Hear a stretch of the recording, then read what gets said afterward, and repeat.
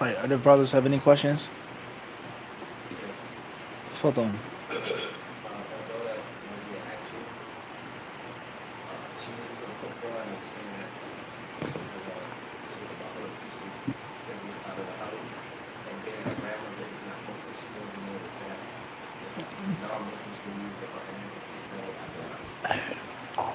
Question says, do non-Muslims or can non-Muslims use the devil to use Surah Al-Baqarah to keep the devil out of their houses as well? You're going to have to tell your daughter that from the etiquette of asking a question is to never send someone on your behalf, if you have the ability not to do so. If you live in a different country or you can't get to the questioner, the one being questioned, there's nothing wrong with that. But if you have the ability to ask the question directly, then that's the best thing to do. Next question. Nah. Those car rides, huh? Tayyip, next question. Any other questions? Fadal. Fadal. Fadal. Anybody else will have to take that sort of classification? What's the name? Question says in Jami' at-Tirmidhi, the way that Imam at-Tirmidhi classified his hadiths, is there anyone else who came after him and did what he did?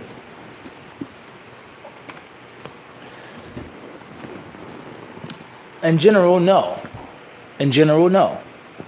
At-Tirmidhi rahimahullah, with regards to how he wrote his book and what he did in his book and what he said in his book, was very innovative. Very innovative and very revolutionary. And before we get into the specifics of the answer, to make a bid'ah in the deen is totally haram. And it's totally hated by Allah subhanahu wa ta'ala. But as far as in worldly affairs, or as far as the means to do something that is established in the sunnah, then a person should be innovative. You understand this? And you should be revolutionary. I'm going to put my book in an order no one else did before. I'm going to do this. I'm going to allow the people to have access to this in a way that what? No one else did before. Let alone if it's something worldly. The human being, when he becomes stagnated and he stops thinking and becomes pleased and he loses his creativity, and then where would life be today? Everyone understand this? If people suffice themselves. Everybody understand this? He comes out with a computer, a phone, a system, a watch, an airplane, a vehicle. It can never ever stop. Everyone understand this or not? And people who have these innovative minds are oftentimes attacked and slandered by people who have stagnated minds and people who are pleased with the old. Everybody understand this or not? Then obviously there are certain things that are so masterful, it's no need to do it again. It's no need. It's just that perfect. But there are different ways of offering it, summarizing it, breaking it down, making it available. Whack at that. You take a drink like tea. How old is tea? How ancient is tea? Tea's been around for a very long time.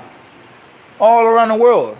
But people every day, they think of different ways of transporting tea, preparing tea, instant tea, iced tea, tea that, tea this mixture, this blend. You understand this? But the general concept of a leaf that's oxidized, the leaf that is processed in a way in which it's roasted or cooked or dried out or made into powder and put it in hot water, that doesn't need to be done again. That doesn't what? There's no innovation in that. That's done. Khalas. It's there. But how, color, taste, this, that, bag, packaging, that's something which never ever want to stop. And the same applies to Islam. The same applies to what? Islam. A khutbah is supposed to have this, and this is the content of the khutbah. It has to include this, it has to include that, so on and so forth. But how long, how short, how you speak, how you talk, how you organize it, how you arrange it, that's something that's what? It's left open. And the more innovative you are, perhaps the more compelling you are to your audience. Everyone understand this? Instead of the same boring, monotonous way that everyone else does it. But the core, the actual thing itself, there is no innovating in that. Everybody, there's no what? There's no innovating in that. Tirmidhi didn't make up a new principle.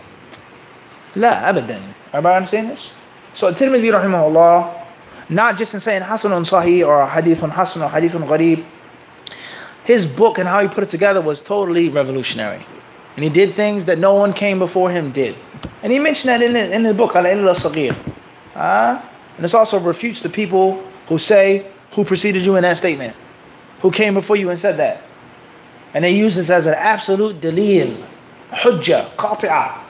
You can't say anything that no one else said before you.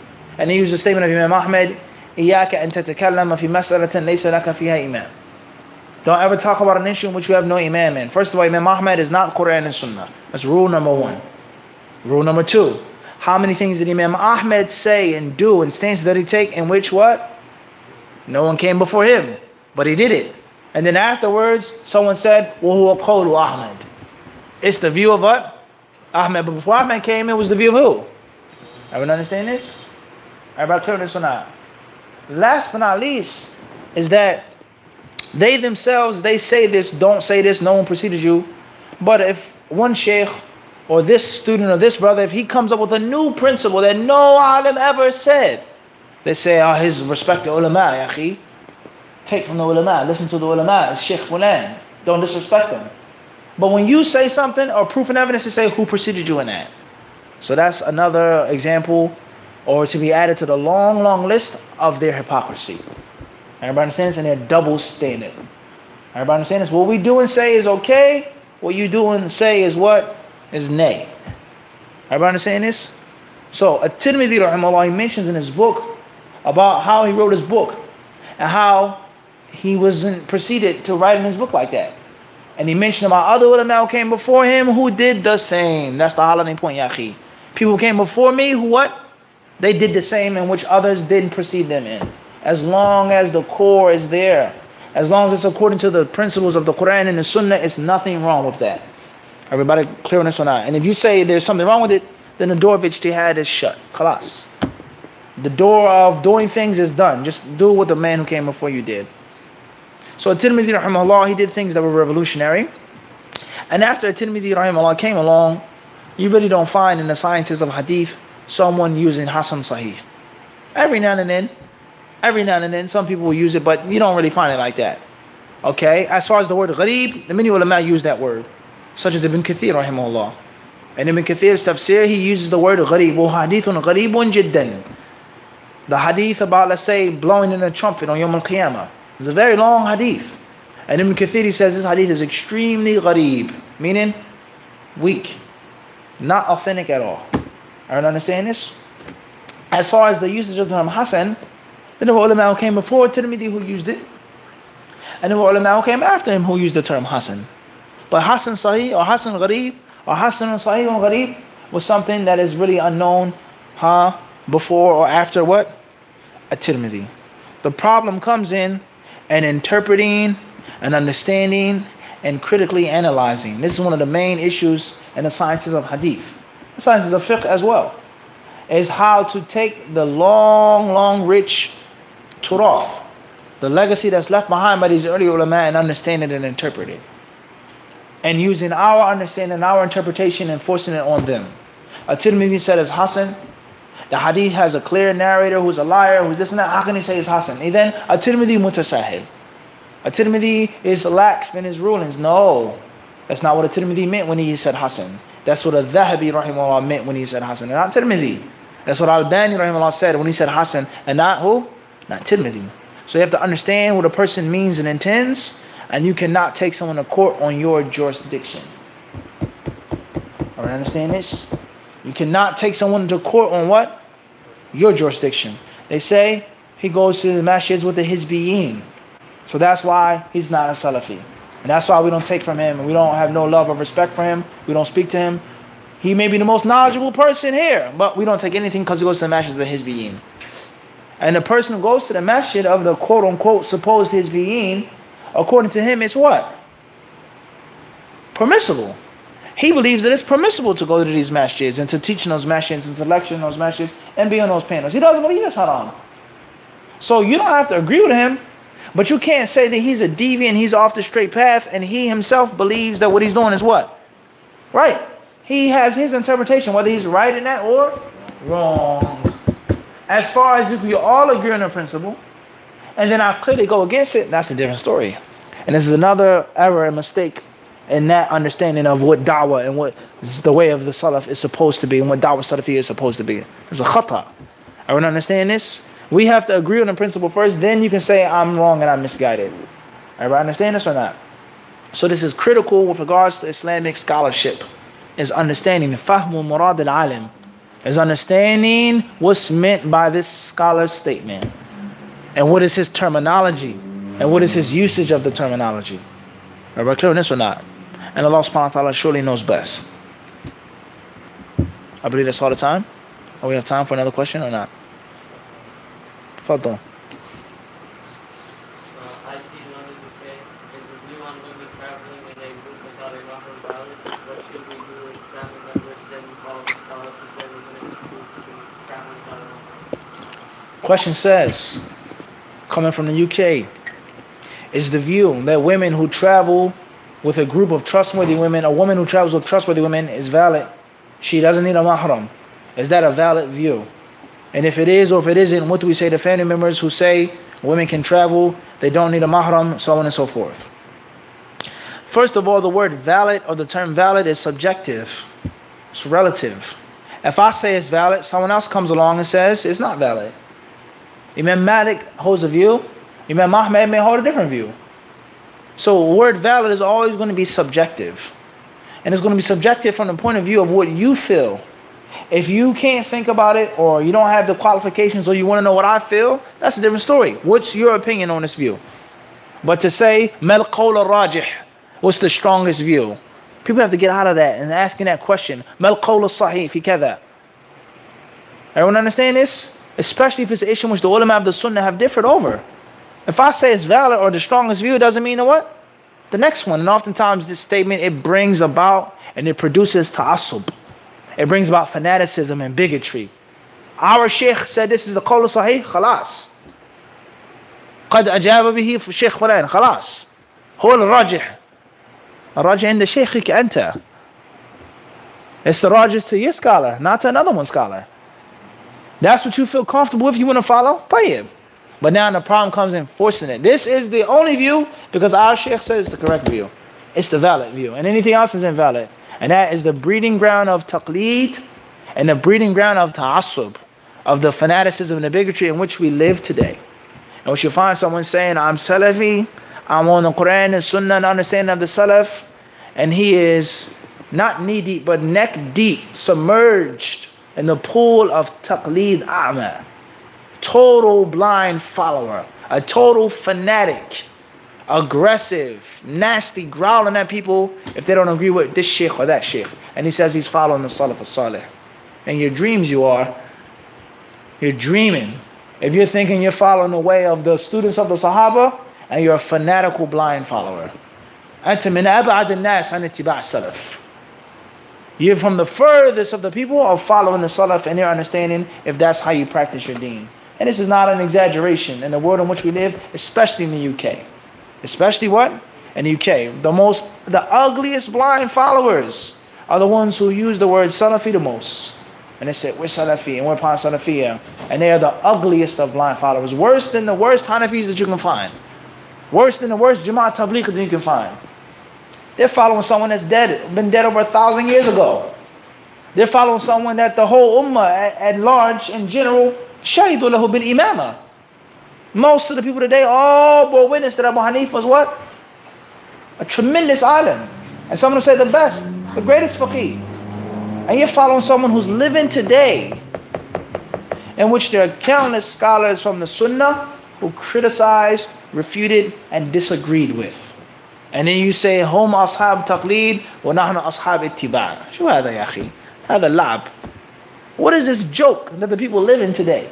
The Hanafis are blind followers, Jama'at Tabligh are blind followers, and we're what? We're following the Quran and Sunnah. Huh? It's a game. It's a big game that's been played for a very long time. And we ask Allah to end this game and to rid the people who are playing this game. Ameen. So therefore, subjective, that's valid. That's from person to person. What's the valid view? As far as if you mean, what is the valid view? Meaning, is it qawl of an alim from Ahlul Sunnah wal Jama'ah? Then yes. Many people say this is the view of Imam Malik, rahimahullah ta'ala. And there were others such as Shaykh al-Islam ibn Taymiyyah who said that a woman can travel without a mahram if the roads are safe.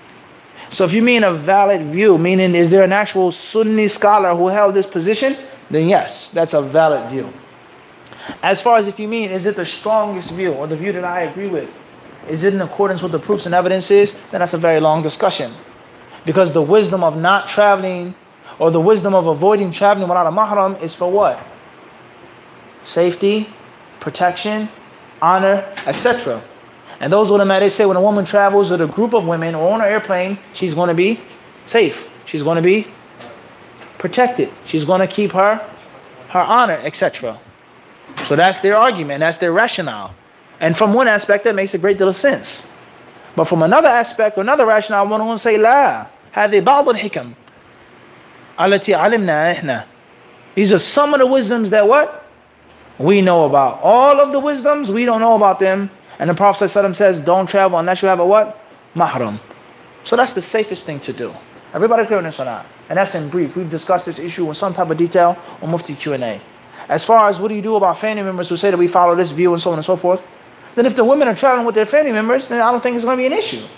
If there's a woman, or there's a daughter, a sister, an aunt, a niece, and they're traveling with family members, in most cases they're going to be with some type of mahram. Father, uncle, husband, son, etc. But let's say that they aren't. This woman, this person, this man is not her mahram, but they are related by blood. He's not your mahram. You're not allowed to travel with him. Okay? Traveling with a group of women here with family is going to be applicable to the previous what? Ruling. Everybody understand this or not? Everybody got this or not? Last but not least is the layman Muslim has to be careful and has to beware of following views and taking views whenever it's convenient for him or her. You find someone who doesn't pray and then they say, oh, we follow the view that you can do this. And we follow the view. What Adam said that you don't have to pray? Everyone understand this? Or sister, she says, I follow the view in which I don't have to cover my hands and my face. Okay, what Alim said that you don't have to cover your hands and your face and you can wear makeup and mascara and lip gloss? Who said that? Give me one scholar who said that. From the traditional orthodox schools who said that you can uncover your face and wear kuhl on your eyes and lipstick on your lips. Who said that? They said that it's not obligatory to cover the hands and the face. They never said that it's okay to put on makeup and to adorn yourself. Everybody clear on this? This view says that a woman doesn't have to wear the color black, but it didn't say you can wear loose pants and a long shirt. So following a scholar, following a madhab, following a fatwa, there are rules to it. And there's an etiquette, there's an adab to it. And many general people, they infringe upon this. And oftentimes, when you have a not so religious family and a super religious son or daughter, they often mock them. They mock them. They say, Abby, you can't do that. Haram says, oh, well, we follow the view in which says you can. And they're making fun of them. Are you understand this? So if that's the case, then that's a problem.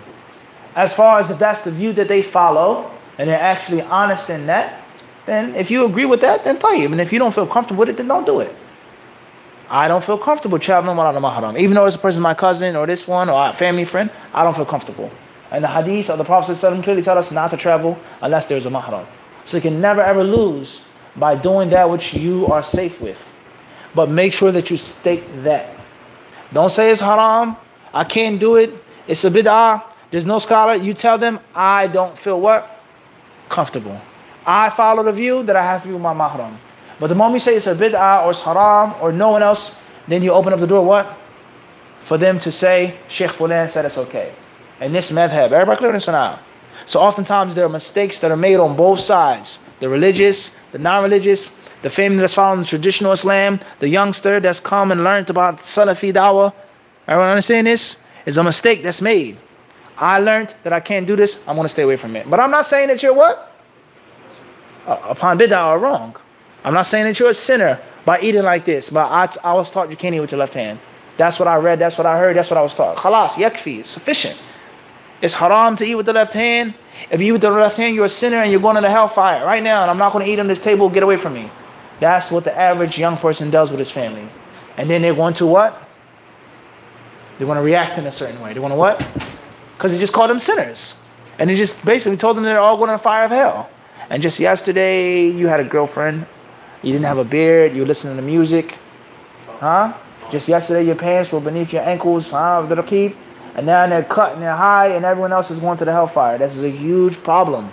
And it's a major phenomenon in America and in the UK and in Canada. When you get the religious spark, the sunnah spark, you have to learn how to do what? Patience. Give dawah with wisdom and with gentleness. Just like you were what? Just last week, you had a girlfriend in the house. Now this week, it's sharh sunnah. You have to be what? You have to have sabr. And not just blast your family member because you were doing the what?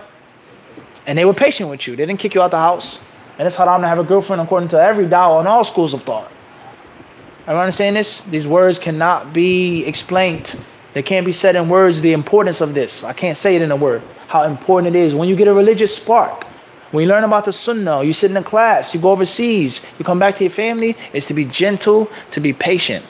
And being gentle, being patient does not mean that you're weak. It doesn't mean that you're keeping silent upon falsehood, but be mindful of your past and be mindful of rifq. إِنَّ اللَّهَ رَفِيقٌ يُحِبُّ الرِّفْقِ وَيُعْطِي عَلَيْهِ مَا لَا يُعْطِي عَلَى الْأُنْفِ. Aisha radiallahu anha, she narrated in Sunnah Abi Dawood that the Prophet said that indeed Allah is gentle. And Allah loves gentleness. And Allah will allow things to transpire through gentleness much more than He will allow through violence and harshness. So be mindful of that. Don't push the people away from the deen. Call them to the deen. Be mindful of the other views, the other opinions, and never go extreme in what you say. You can never go wrong by saying, I don't think that's a good idea. I'm not sure about it, auntie, so I can't come to the party. It's a bid'ah, haram, you can't do this. Now you've opened up the door for what? Argument. And the average person argues not for the truth. 9 out of 10 people, they don't argue for the truth. They argue to prove their point and to get their way. Everyone understand this? Husband and wife, they don't fight to reach a conclusion. They fight to prove that what? I'm right and what? You're wrong. Everyone understand this? That's the average person. So be mindful of this. Be mindful of this. And Allah Azza wa Jalla knows best. May Allah guide us all.